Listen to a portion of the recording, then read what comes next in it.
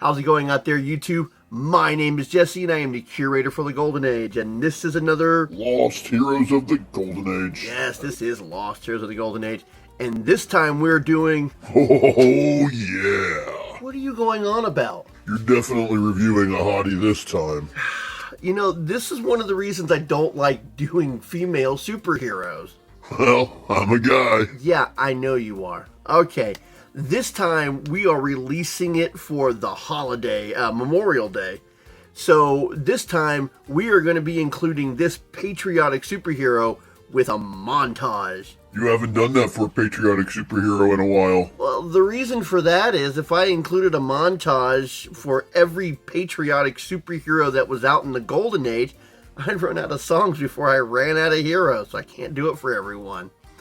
Yeah, this time we are doing a female patriotic superhero, and this was one of the first females to come onto the scene wearing patriotic superheroes after the first one being the Shield, and a lot of patriotic superheroes followed after that. This was also the distinction of the first one wearing street clothes, which I think set a trend because then a lot of other females who dressed in costume would be wearing street clothes after that. Now, I don't like the fact that she got turned blonde because there were enough blondes in the superhero Golden Age. She started off as a redhead, but this was interesting enough that I wanted to go over her because she was one of the first female patriotic superheroes. I don't like the fact that there's not an origin. I mean, there doesn't always need to be an origin, but it would help. Now, they say that she was a court stenographer that turned superhero. I really didn't see much of that going on. She was a secretary before she was a stenographer, but I didn't really see that. She fought Nazis, fifth columnist, the Japanese, just basically what you would expect to see from a superhero, a patriotic superhero at the time that the war was going on. So let's go ahead and cover this superhero. I would like to review more female Golden Age patriotic superheroes in the future. There are a fair number of them. So let's go ahead while we do Miss Victory for the Lost Heroes of the Golden Age. Miss Victory, Joan Wayne, first appeared in Captain Fearless Comics #1 in 1941. The original publisher was Hoyoke, and when she was created by Charles Quinlan. Now, Miss Victory has had a couple of costume alterations over the years. When she first came in, she had a V-neck shirt, which extended along her neckline a little bit. Full arm sleeves. She had kind of a skirt, but they kept morphing it into trunks. So I think they at least wanted to give her its skirt at first.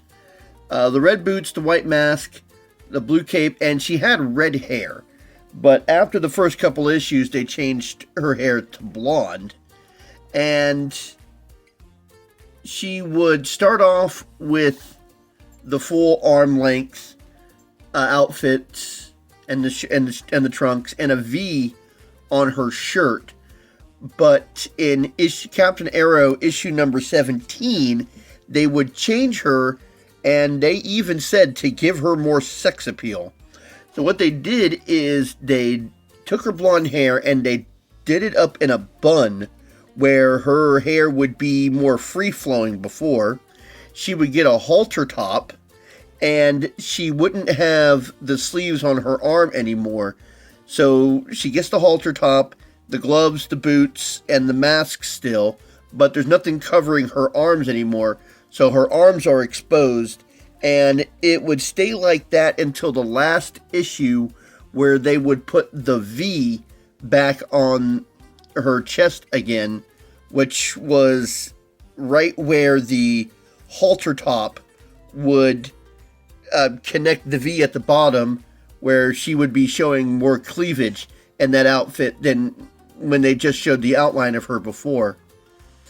Now, she did start off in Captain Fearless comics, but there was only 2 issues of Captain Fearless, and after that she would move over to Captain Arrow comics. Now, there are some origin stuff that says that she started in Captain Arrow number 1, which she did not.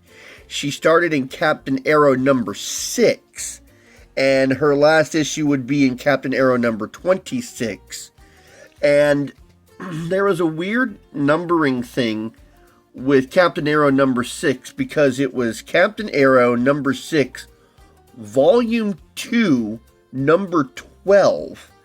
And that would reprint her second appearance, one from Captain Fearless. And then in issue number 7, they called it volume 3, number 1. So the cover appearance was number 7, but on the inside appearance, it was volume 3, number 1. And I'm not sure where the previous numbering system came from, or why the comic pages on the inside would be different than the covers, because usually those things are in some sort of sequence. So it was kind of weird that it was numbered that way on the inside, but not on the outside. Now, there was a weird numbering issue between number 17 to 21. There was no number 18, 19, or 20, and there's no real explanation for why this gap exists. Now, between Captain Arrow number 16 and 17, there was a 3-month gap between 16 and 17, and then it would go 17, 21 to 26. Now, I thought that the 3-month gap may have been where those 3 comic books would have been, where they would have gone at. But the 3-month gap was between 16 and 17. Now, if there wasn't any missing issues, I wouldn't have looked into the months. I just would have gone on as in the numbering system. So I think it was weird that they have a 3-month gap, but in the 3-month gap, it's not where it should be.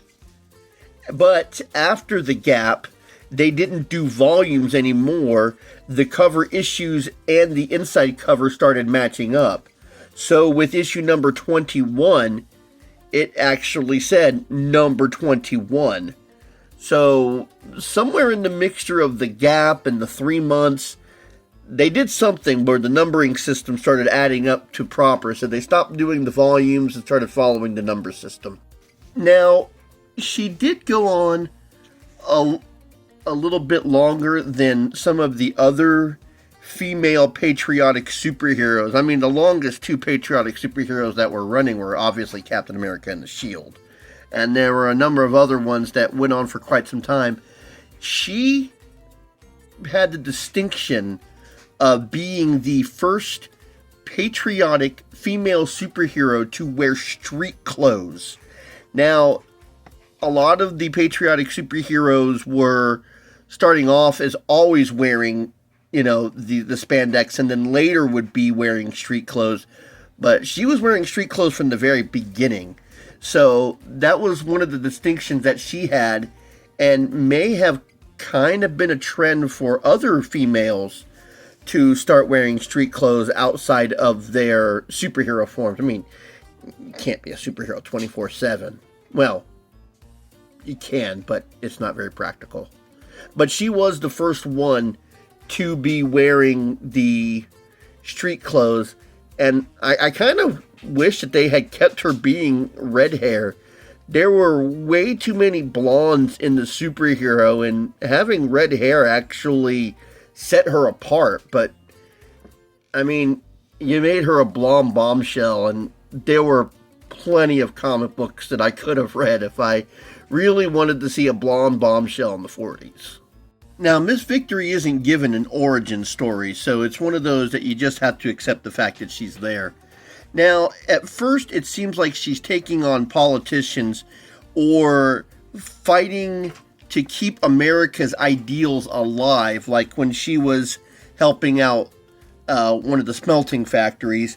Now, later in the comics, she would start fighting some of the Axis powers, like the Nazis, and there was even a Nazi guerrilla. It's just as ridiculous as it sounds. And in the later issues, she would take on the Japanese as part of the Axis powers, and that was getting towards the tail end of the war in 45.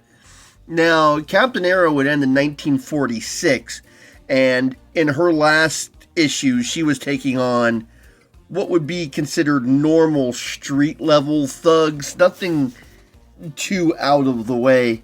Now, just like any other patriotic superhero, she was pushing war bonds. But, I mean, that was a common thing. The patriotic superheroes were more of propaganda than anything else, getting people to be interested and invested in the war and to buy war bonds. In a couple ending of the issues, she broke the fourth wall. At one time, she remarked about how she thought one of the, I think it was one of the sergeants was cute, and how she said, stay tuned to the next issue, which fourth wall breaking didn't happen a whole awful lot. Now, when she was protecting the American ideals, that mostly had to do with some sort of Nazi scheme or Nazi plot, or fifth columnists, which was very common, unfortunately. Now, as far as her powers go, her powers aren't really properly described. Now, she obviously has fighting skills because she's able to knock around and beat up the bad guys. She is a ace. Well, I don't know if she's an ace, but she's definitely an aviatrix. She is pretty good at flying planes, which she flies in more than one issue, so it wasn't just a one-off thing like you might see in other comic books where they just happen to be doing it one time. I think she has a level of super strength because she is crashing through doors and windows and throwing people around at a way that would be more, which would be more in common for someone with enhanced or super strength. And she seems to have a measure of durability. Now, I don't think that she's bulletproof because we never saw any bullets directly hit her. She got fired upon, but she was always able to dodge out of the way, which also means that she had some enhanced speed. Now, I know, so enhanced strength, enhanced speed, enhanced durability. I don't know if any of these would be on the level of super, but she definitely did have some enhanced abilities. So we'll go with enhanced superhuman. But since we never got any origin story or clear definition of her powers, we're just going to have to go on what we see in the issues. Now, I'm not sure if some of the higher officials in the military branches knew her identity, or if they just knew that in her civilian identity she knew Miss Victory, because they were speaking into her in a way that they knew that she was connected, but didn't outright say, hey, you're Miss Victory. So they either knew that she was, or they knew that she had a connection to, because she would be meeting some of the people in her civilian identity, and they would be giving her information, and they would be talking about how Miss Victory saved the day, or talking to her Miss Victory saying, hey, you did a great job in solving this. So there's a lot of things that are very ambiguous, and that we have to try and draw a conclusion based on what we were given, but none of these things were outright said. So, like I said, it's a lot of things that we had to make assumptions on. But being the 1940s, I mean, when you're watching a female patriotic superhero, you're more interested in looking at her than you are in the stories. Miss Victory. Organized bands of corrupt politicians and diplomats have been operating against the best interest of the government in Washington. The FBI has been powerless to get to the actual heads of the ring until a strange figure enters the picture, a girl who wears daring red, white, and blue costume and calls herself Miss Victory. Corrupt politicians, are they talking about today or in 1941? It is early spring in Washington. The famous cherry blossoms are blooming. One day, a young woman presents herself at the office of the Foreign Trade Committee.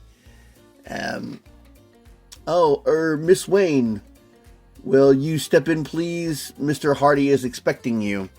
So Miss Wayne has now stepping in to take the role of the new secretary, which we learn here. Mark Hayes, the secretary, seems particularly interested, and he goes to talk to a guy who we are going to be told his name is Mr. Axis. And he says, yeah, this new dame is here to replace me. I think I've been put on notice. So he says, if that's the case, we need to act quickly. So the guy who was the secretary was an ally with Mr. Axis. Mr. Hardy has an important visitor. Yes, General Thomas, your agreement with the government will be signed today. I will submit it within the hour. That's not an army uniform. He's dressed in a suit.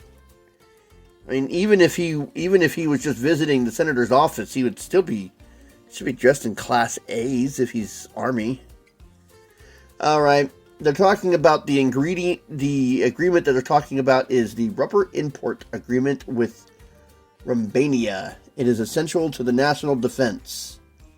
How is rubber important to national defense? Okay. So he hops into his car and then he is hijacked. And they replace the agreement that he has with a different one that is for the corrupt politicians. The special talent of Mr. Hayes put to use certain important clauses or changes, and Mr. Hardy's signature is forged. Okay, so they take this new agreement and they're going to get it voted on. Gentlemen, the president has called Mr. Hardy to the White House, and I have been instructed to see that you pass the Romanian rubber agreement as quickly as possible. The texts have been discussed and signed by both Mr. Hardy and Mr. Thomas, the Romanian representative. So, yeah, he's changed the agreement and he's lying to them about what it is. So they haven't seen it because, they just recently changed it. Okay, so they elected to take a vote, and just then Miss Victory comes in. Stop. You're being tricked. The document is not the original agreement. This man is a traitor. I don't know who you are, sister, but you won't get away with this. So he goes and attacks her, and she flings him out the window. And I thought they might have been in a Capitol building, to be taking a vote. But from the looks of this, it was a very high-rise building.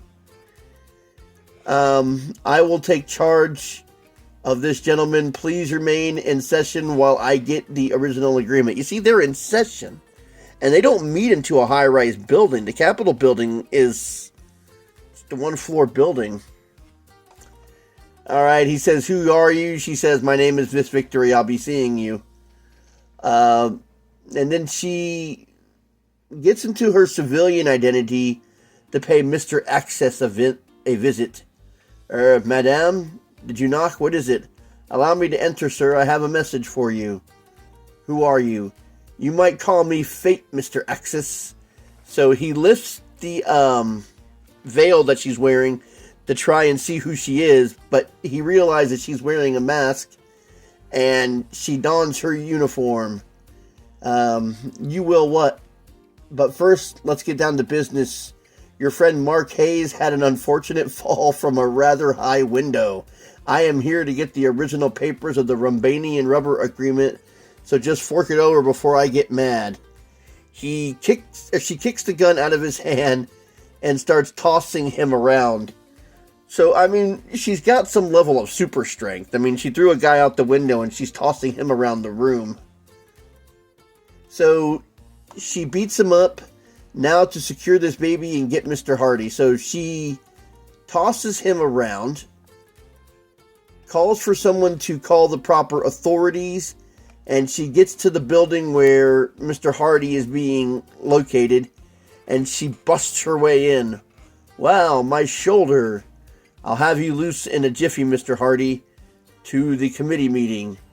And as a final item, Miss Wayne, say that the Rumbanian rubber agreement was duly ratified and that we are assured of the ample rubber for our defense needs. And thank you, Wayne. Accompany Miss Victory to another wild adventures in the next Captain Fearless Comics. And that's the first appearance.